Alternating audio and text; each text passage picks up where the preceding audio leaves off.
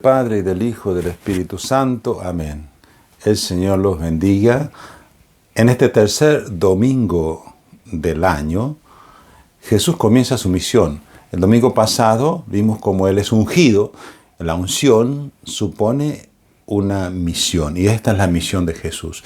Entonces las lecturas de hoy nos sitúan a Jesús en el tiempo oportuno y en el lugar que Dios escogió. El tiempo oportuno es después de que Juan fuera apresado. Termina la predicación de Juan el Bautista, termina el Antiguo Testamento, porque es profeta del Antiguo Testamento que señala al Mesías ungido. Después, cuando termina esa predicación, comienza la predicación de Jesús. Ese es el tiempo oportuno. El tiempo que se abre al Salvador que viene a hablar. Es Dios que nos habla. Se encarna Dios y viene a hablarnos directamente. El segundo punto es el lugar. El lugar es la tierra de Neftalí y Zabulón. Y el lugar está mencionado en la primera lectura, porque este evangelio de Mateo nos muestra cómo en Jesús se cumple la profecía de Isaías. Isaías nos habla de esas tierras que en su tiempo, en el 8º siglo antes de Cristo, fueron anexadas, destruidas por los asirios. Los asirios venían del norte, ¿no? Y esas tierras están al norte.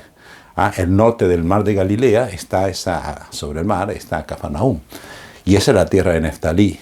Y todo lo que es parte de lo que es Galilea hoy, era la tierra de Zabulón. Esas son las tierras donde Jesús comenzó su ministerio. Comenzó una tierra que había sido arrasada, y el pueblo que andaba en tinieblas, caminaba en tinieblas. ¿Dónde caminaba? ¿Para dónde iban? Iban al exilio, porque los asirios los llevaron y desaparecieron. Esas son las tribus perdidas de Israel. Entonces tenemos que entender un poquito la historia para situarnos en el tiempo de Isaías, como ese sufrimiento a manos de un pueblo muy cruel. Los asirios fueron uno de los primeros que empezaron a usar los caballos y a hacer carros con los caballos para la guerra. Y fueron los primeros que usaron cierto tipo de bota. Entonces la bota de los asirios infligía terror en las gentes de Israel. Entonces ellos destruyeron todo. Entonces ahí donde más sufrimiento hay, Dios da una esperanza. Es como decir hoy, tanto sufrimiento en Ucrania, y anunciar que Dios va a ser la luz. Es una cosa que nos hace preguntar, ¿por qué tanto sufrimiento? ¿Y dónde está Dios? Hay gente que se pregunta, ¿por qué Dios permite esto? Son preguntas que son muy difíciles de responder. ¿Por qué en el COVID yo perdí a mis amigos? A José Carlos, que no murió de COVID, pero murió en ese contexto. A Luis Agüero, yo le llamo a mi primo, y a mi tía, y a tantos otros que perdimos. El padre Aloisio, que trabajamos juntos. ¿Por qué? Suguino, padre Suguino. Tanta gente querida, tanta gente. ¿Por qué? Nos preguntamos ante el sufrimiento. Y la respuesta, Jesús no nos viene a explicar filosóficamente cómo es o por qué, pero nos viene a mostrar cómo Él asume el sufrimiento. Nos muestra el camino, cómo el sufrimiento puede ser redentor, cómo puede liberar. Es la forma de liberar que Él tiene. Entonces, el tiempo es el tiempo del Nuevo Testamento. Termina el Antiguo Testamento, comienza Jesús, el Salvador, a hablar. Dios nos habló directamente. El lugar es la periferia, la tierra de los gentiles. Ahí entró la luz. Y Dios nos anuncia el Evangelio desde la periferia, desde los pobres, desde los abandonados, de los que son considerados nada. Por eso de Nazaret no podría salir algo bueno, según Natanael. Y es lo que pensaban en el centro, la élite de Jerusalén. Por eso cuando comienza Juan Bautista a predicar, ahí le mandaron ya a sacerdotes que vinieron de Jerusalén para preguntarle. Y a Jesús también. Ya empezaba esa hostilidad contra él. Entonces él anuncia, predica por toda Galilea, curando, sanando y predicando. ¿Y qué es lo que anuncia? ¿Cuál es digamos en síntesis, el mensaje de Jesús?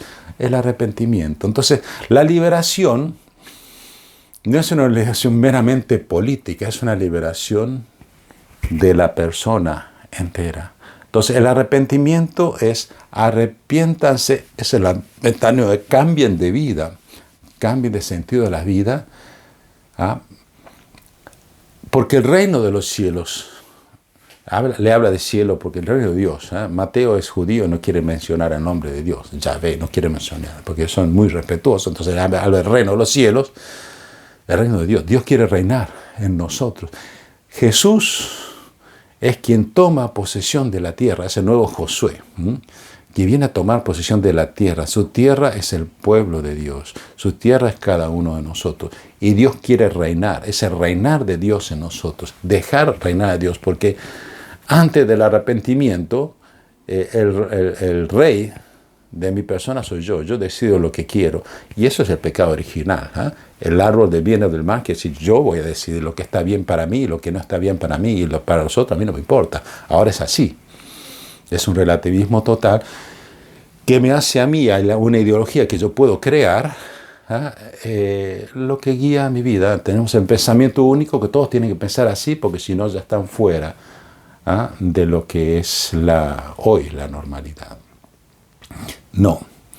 El Señor viene a Él ser el Rey, a Él liberar, a Él guiar nuestra vida. Por eso Jesús no concibe una vida en soledad, de yo y Dios y yo, solamente así no. Por eso Él llama a personas para formar una comunidad. Es una comunidad visible.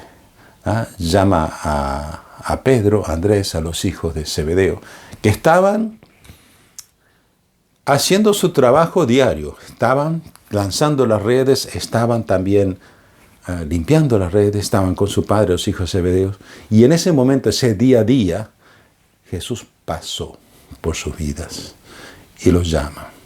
Es impresionante el poder que tiene la palabra de Dios, el llamar, la voz de Jesús en ellos, que ellos, sin cuestionar, sin decirle nada al Padre, sin nada, dejaron todo, barca, Padre, redes, y siguieron a Jesús. Es el poder arrollador de la palabra. Vemos como esa luz que brilla tiene ese poder en nosotros. El poder de la palabra que nos creó, tiene la palabra de llegar a lo más profundo de nuestra identidad para desde ahí llamarnos. La vocación es así, especialmente cuando hablamos de vocación a sacerdocio, vocación religiosa. ¿Por qué hay poca gente, por ejemplo, en mis pueblos, que sigue a Jesús de esta manera? Porque creo que falta escucha, creo que falta esa capacidad de dejar a Dios reinar, crear el espacio para Dios. Yo me acuerdo cuando Dios me llamó, a mí no me importaba nada. Yo amo mucho a mis padres, los amaba mucho siempre. Y somos una familia que, éramos muy unidos, por lo menos en ese sentido, y nunca concebí dejarlos, especialmente después que me fui a Alemania y volví, dejarlos otra vez. Dijo, no los voy a dejar nunca más, voy a estar siempre con mi familia cerca, pero cuando Dios me llamó, no me importó nada. Entonces es ese poder que nos hace dejar todo, sin importar nada, importando solo Dios y su proyecto, y no mis proyectos. Entonces ahí quedó mi ingeniería, ahí quedó todo. Mis proyectos de familia, quedó todo. Es el poder de la palabra de Dios. Y es un poder que está obrando. Aquí en Asia obra, tenemos vocaciones en Asia. Entonces, mismo que en China, donde hay pocos jóvenes, los pocos que hay, muchos de ellos escuchan la palabra de Dios en ese sentido y sienten el llamado. Es un poder de Dios que transforma y nos hace iglesia y nos hace colaboradores en ese anuncio del reino de Dios. Pidamos hoy particularmente por las vocaciones misioneras, laicos, sacerdotes, religiosos, religiosas. El Señor los bendiga.